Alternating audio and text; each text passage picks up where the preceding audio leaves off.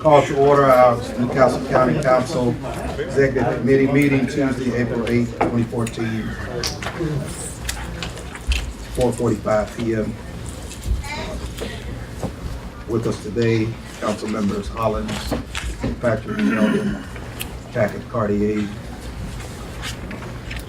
Smiley, Retta, and Weiner, and President Bullock, and my aide, Anthony DeFurry. We now have approval of minutes. Motion approved. Second. All in favor say aye. Aye. Ayes have it. Agenda item number 3, R14-079. Status tabled consenting to the appointment of Christine Dunning for the position of Chief Human Resources Officer, introduced by council members Sheldon and Kilpatrick. Ms. Dunning, please take your seat. Council members. Thank you. I'd like to introduce Christine Dunning to you. She comes to us via the city of Wilmington. Obviously, if you've read her resume, you understand that she is extremely qualified for the position.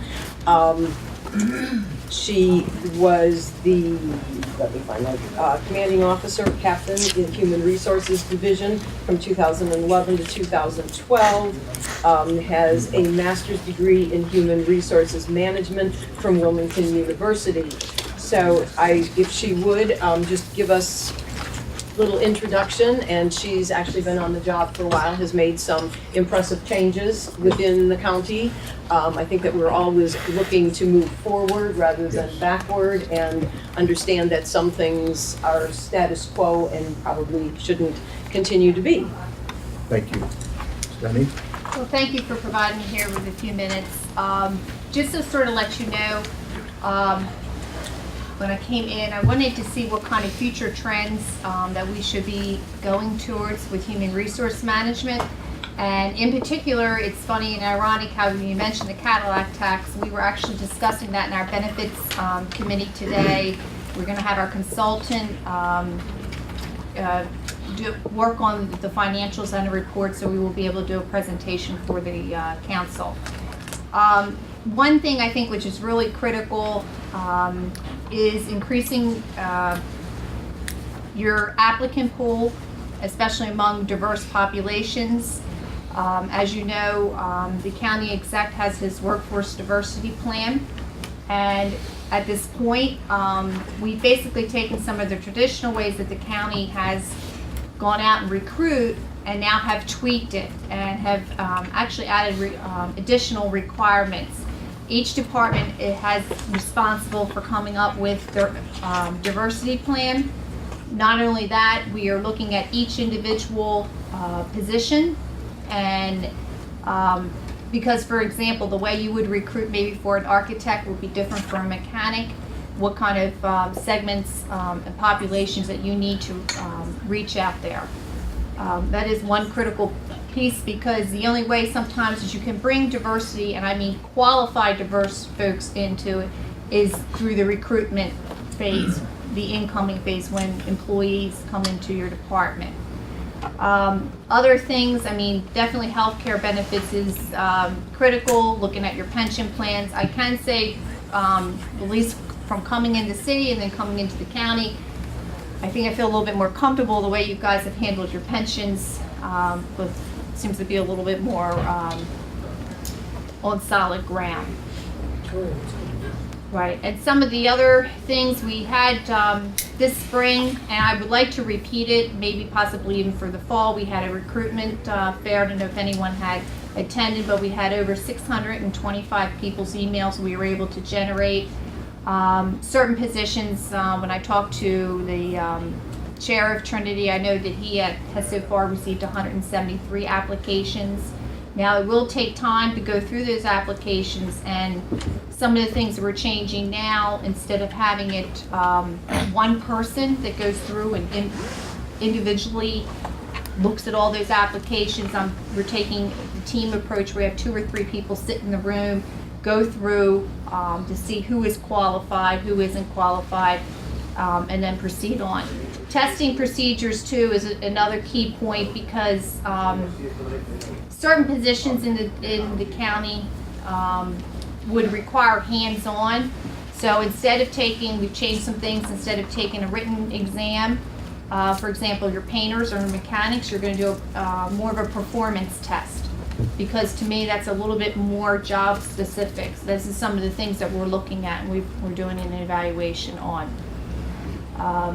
I'm sure I'm forgetting a lot of other different things here, and I apologize, but if anyone has any particular questions or concerns that they would like to address at this time.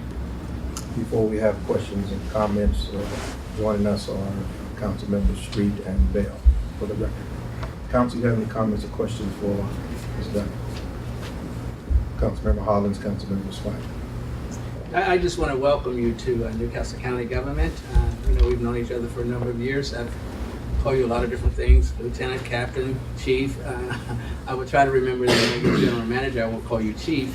But I'm very pleased with your comments you've made here so far, being real new to Newcastle County government and to take on a task that has been dear to my heart for the 20 plus years I've been here, and to just witness how we're progressing of late, and to see you buying into these new ideas and moving away from the status quo really makes me feel real good inside. It shows that things can happen, and I believe they happen best when they're happening at the top, and I'm glad that you're a part of that. So I wish you all the success here as our new Chief Human Resources Officer, and I'm happy to work with you going forward. Thank you. I did also forget to mention, as like I said, things come up. One thing that I thought another critical mission is also to try to have a closer relationship with the unions. We all know a lot of times grievances can be handled at a lower level in order to prevent those very costly kind of things that you see down the road when you have to go through arbitrations and court orders. Councilmember Smiley. Yeah, just a couple things. First off, I just want to clarify for myself, since it hasn't been stated yet, I'm making an assumption that this will be lifted from the table and we will vote this tonight, because it hasn't been mentioned, so I want to get that on the record. Is that correct, Council? Yes. Yes. Okay, thank you. Second, surprising, I quite honestly, I had some apprehension about your appointment with things not of your doing. But I gotta tell you, just a few minutes ago, when you approached me about my concern with the, I hate to call them Cadillac health plans, because I was accused of having one while I was paying my co-pays and deductibles. But the fact that you're already on top of that, working on that, as well as a lot of other things that you've already mentioned, outstanding job already. I appreciate it. It shows you're, serious about the job, and you've entrenched yourself in it already. From past union experience, of which I have a small amount, I would just say to you, work closely with the unions. You're right, a lot of times you can settle grievances at the early stage, but education of the department heads can lead to fewer grievances even getting to that stage. And that's a good place to work as well. So, thank you very much. Councilmember Braddock, Councilmember Minor. Thank you. In the past, Human Resources, when they went over applications and everything, and they came back, a lot of times, like paramedics for one, it was forever getting to us on how many they were going to hire and how long it took for them to go through their applications and hire them. Is there any indication that we get from you or your staff that it's going to be a shorter amount of time when they get through these applications? I know you have a bunch of them right now because of the job fair, but other than that, on a normal basis of applications coming in, is it going to be like a year, 6 months?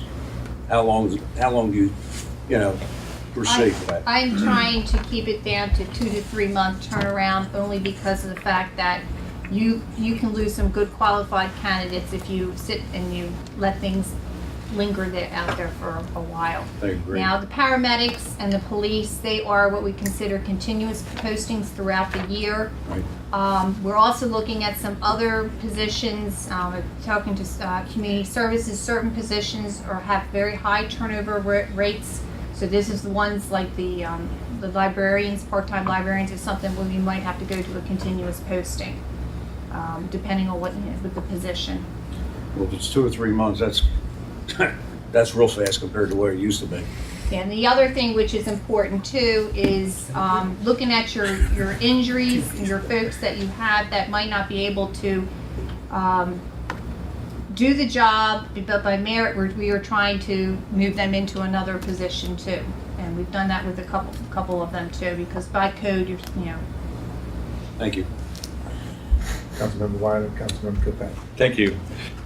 Thank you very much for spending a few minutes with me for the meeting to chat on some subjects.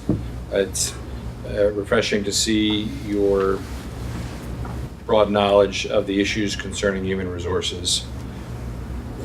We as council persons are part-time. We have staff that are not HR experts. Not only do we look to you for guidance, but we look to you for education. If you can proactively find ways to help us to avoid the pitfalls, which sometimes can be expensive to the taxpayers, we greatly appreciate that. If there are updates that you have from your department, I would encourage you to please get on the executive committee agenda or personnel committee agenda to keep us surprised. Okay. Thank you. One of the trainings, and first we're letting the executive and all the departmental managers, it was discussed a few months ago, is respecting your workplace. So we're going to first start with the county and go to the different departments. But first we'll sit with the departmental managers, give them an overview, and then that training is going to occur throughout the year. I will, with the departmental managers, have to work with them with the time because police, fire, and some of maybe the special services are a little bit busy during the summertime hours. So, but that is something that's critical in order to avoid instances where you want to be splashed out on the front page of the paper. Not a good thing. Thank you. Councilmember Kilpatrick, Councilmember Street. Thank you.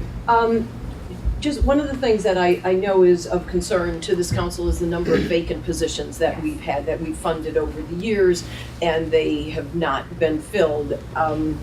Do you want to talk a little bit about reevaluating some of those positions and see what's absolutely necessary, what isn't, what direction we should be going? Because when it comes to budget time, you know, it just seems that every year we have this discussion, should we fund them, should we drop them, how long should it realistically be able to be held on the books as a funded position if it's never been funded? Right. Actually, I had, maybe I'll have to try to bring it to share. I looked at, since 1999, this is when we started PeopleSoft, how many people we have actually hired and somebody have separated. And the last 5 years, 6 years, is almost been equal, number of hires and number of people that have left. I would first probably sit down with the CAO respectfully and go through what positions we might be able to think that would be reasonable. But one key thing is you also have to look at the positions on who's retiring, because for example in land use, I have 3 planners that probably could walk out the door by the end of this year, and that's like a critical piece. That's the position we have to get. So certain ones we just don't automatically want to get rid of, and I can't give you an answer exactly how many positions that's going to entail. Thank you. Councilmember Street. Briefly, Mr. President, I happen to have served on the Wilmington Police Advisory Council for 25 years until Mayor Baker decided to do away with all those folks who were not reasonable in his opinion. But during that time, I got to know Ms. Gunning in several capacities that Councilman Hollins mentioned, and you know, she's gonna call them like she sees them, and I think she's gonna be fair and consistent. So I just want to wish you success with your career, and you know, welcome aboard. Councilmember Cartier and Councilmember Bell. Yes, I think this government is extremely privileged and lucky to have your availability to serve in this function as our Chief of Human Resources. You know, I've looked at your resume, your background, and certainly you have all of the skill sets and talent to do the job and do it well. And by the way you're engaging discussion now, it only confirms that in my mind even further. And I guess my only kind of question I have when it comes to personnel in this county, we were talking about funded vacants, and are there problems within the different departments of the county government moving positions around, pay scales around? Is this something that is a problem that they operate by a different set of policies and procedures that makes it very inflexible, where we may need to have more flexibility? And that's just a kind of question and concern I have, because I think, as I recall, at the last budget, we had something in the order of well over 100 funded vacant positions. We're trying to make the point that departments should have the flexibility or the means to be able to move positions around to fill jobs as needed with that reality. And I guess the whole parameters under which they operate are really not conveyed to this body, so I don't really have a clear idea about that. I hope you can help us with that. Councilmember Bell. Thank you, Mr. President. Yes. Chief, welcome aboard. I think one of the things that needs to be pointed out is that we know your background and your experience in public safety. I think that is a AAA rating for this county now, having you aboard, because when you take a look at public safety and being a very, very large component of what we provide, our law enforcement officers, our paramedics, 911, our volunteer fire service and everything, sometimes it's hard to have someone in HR that truly understands what public safety is about, and the fact that one size doesn't fit all when you look at employees. And I know that we don't actively get involved in the contract negotiations, but sometimes at times in the past, it's always troubled me to the degree to hear someone say, well, got to treat everybody the same. And I think that with your experience, years of experience, your institutional knowledge and everything, you can help us tremendously with our public safety professionals and having others recognize they are a special breed of human being. And there are times different needs and different things. And I've seen things cut or reduced in a contract, and in essence, it sounded good on surface, but it come back really to haunt the county from a standpoint in the long run. We actually paid out more money and didn't have the numbers of people we needed when we needed them. So I welcome you, look forward to working with you. Both Jay and I co-chair public safety. We look forward to working very closely with you in HR. And the public safety is near and dear to my heart. And I think you bring a wealth of knowledge and understanding of that profession. Well, thank you, and I also have to commend the administration because they hold it pretty close to their heart too, because they keep the numbers up. I come from an area where we are constantly fighting to maintain the numbers and the manpower, and it is a critical piece.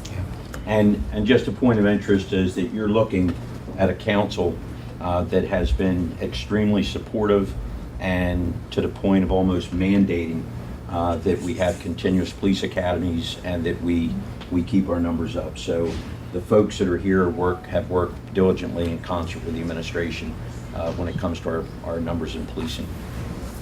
Any comments or questions from council? Ms. Dunn? You have a final statement? Seeing none, thank you.